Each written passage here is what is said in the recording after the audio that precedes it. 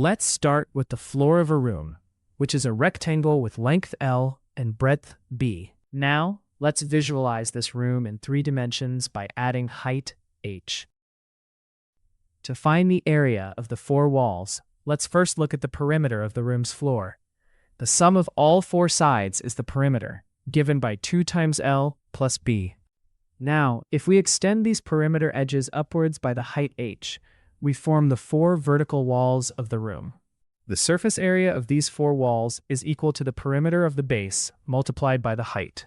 Substituting the perimeter formula, we get area equals 2 into L plus B multiplied by h. To find the room's diagonal, let's first look at the floor.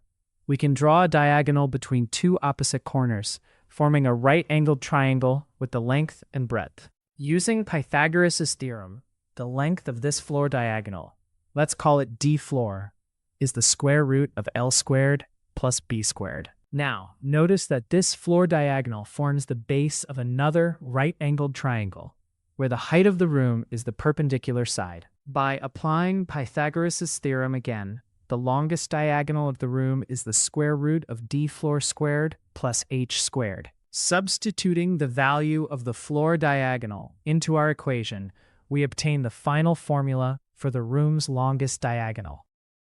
Remember these formulas for your mensuration problems: the area of 4 walls, which is perimeter times height, and the space diagonal.